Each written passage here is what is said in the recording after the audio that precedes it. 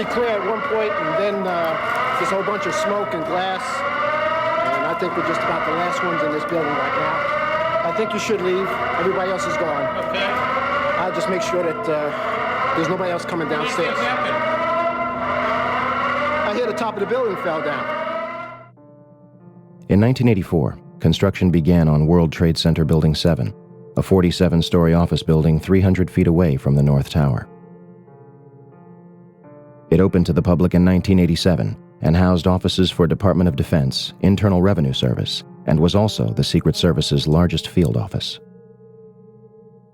Building 7 was considered the Central Intelligence Agency's largest station outside of Washington, D.C. The details of the office's functions remain classified. The Securities and Exchange Commission was also using the building to store 3,000 to 4,000 files related to their investigations. And of course, they have no record of what those files were. On June 8, 1999, Mayor Rudolph Giuliani's Office of Emergency Management Command Center on the 23rd floor is opened. The new facility is located in downtown Manhattan, across the street from the World Trade Center's Twin Towers. The command center on the 23rd floor is bulletproof and bomb-resistant, with its own air supply and generators. It's linked to city airports, the Coast Guard, and the Pentagon. Computers will soon have detailed blueprints of every major building in New York City, as well as evacuation routes. Hurricanes and heat waves would be handled here, as well as terrorist attacks. Though New York officials say their facility is not impenetrable, they're confident it could handle even the worst crisis imaginable. Deborah Fayerick for CNN, New York.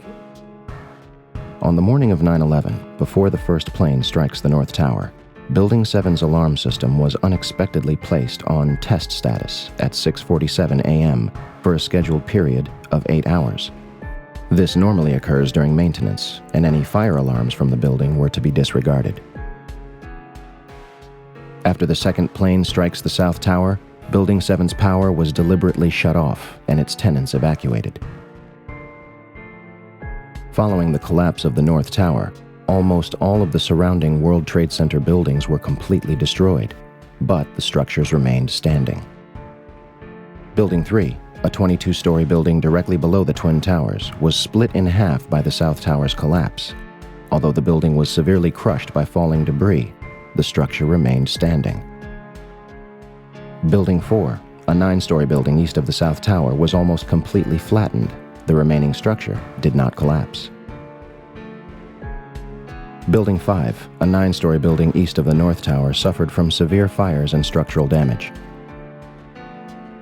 Building 6, an 8-story building between the North Tower and Building 7, suffered a giant gouge in its roof and severe fires.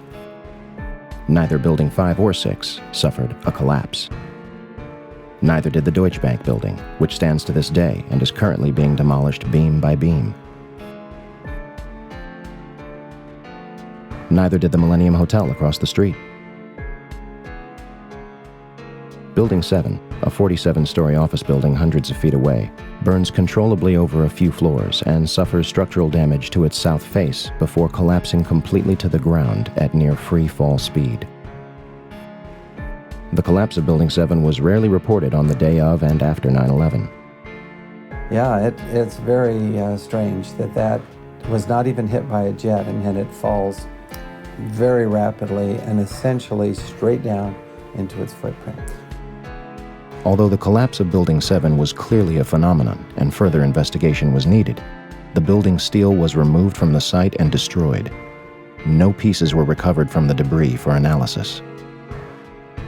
However, FEMA's volunteer investigators revealed after their limited studies that some pieces of steel from the rubble of Building 7 experienced something never before seen in an office fire.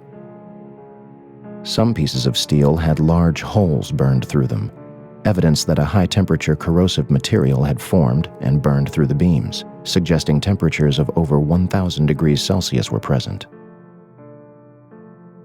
But what the Worcester Polytechnic Institute scientists reported was that steel, as they looked at it, using similar methods to what we've used on the red-gray chips. These are electron microscope methods and X-ray EDS methods. They found high temperature indication of very high temperatures, oxidation, and sulfidation, sulfur in the steel. Yet, this phenomenon will not be mentioned again, either by FEMA or other agencies investigating the collapse. Now let's fast forward to August of last year, 2008. NIST finally came out with their preliminary report. Now, it's very interesting. They ruled out diesel fuel fires. They said it is due, and they also ruled out any type of fatal damage from the towers collapsing, particularly the North Tower, which is across the street, Vesey Street, I think. And so there's some damage, sure, but they ruled out it was not fatal, and it did not contribute to the initiation of the collapse. That's what NIST says, and I agree with that. When questioned at a public comment session after the draft's release, NIST was forced to acknowledge that the collapse of WTC 7 experienced a period of freefall for 105 feet. That is acceleration at 32.2 feet per second squared, which is just dropping a ball in a vacuum, and that's how fast it accelerates.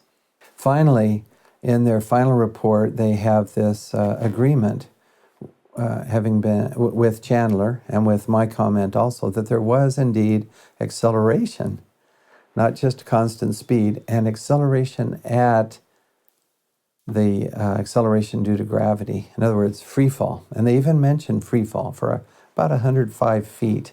That's about 8 stories. Now that means, according to what they had previously said in August, which is correct, earlier, August 26th, nothing is in the way of the roof. Nothing. Now you can see in the videos there's a lot of floor is still intact as the roof is moving as a block. So somewhere down below, there's about 8 floors that have been obliterated. I mean, you can't just have the floors sitting there stationary, because that would be mass in the way, and that would slow this acceleration down. Nothing's in the way. The only way I can see how to do that is with controlled demolition, with explosives to remove that. That's what you do in controlled demolition. You get all this material out of the way, then the upper block travels at close to free fall. In this case, at free fall. It's really amazing. It's funny Stephen would mention explosives and material being removed. 2 eyewitnesses independently claimed to news channels on 9/11 that they experienced an explosion inside the lower levels of Building 7. The first one is Michael Hess, who went on to UPN 9 News around 11:59 a.m. Oil refineries in Louisiana. And we have Frank Uciardo back on the phone with us, Brenda, with some New York City officials. Frank, go ahead. That's right. I'm standing here right now just off Broadway by City Hall with Michael Hess, who is the city's corporation counsel. Mr. Hess, you were trapped in, I believe, 7 World Trade Center. Go ahead, sir. Yes, I was. I was up in the Emergency Management Center on the 23rd floor, and when all the power went out in the building, another gentleman and I walked down to the 8th floor where there was an explosion, and we've been trapped on the 8th floor with smoke, thick smoke all around us for about an hour and a half. But the New York Fire Department, as terrific as they are, just came and got us out. And the second is Barry Jennings, who went on to ABC 7 shortly after noon. We're going to bring more of those to you now. Barry Jennings, you were on the 8th floor. You work for the City Housing Department. Explain to me the moment of impact.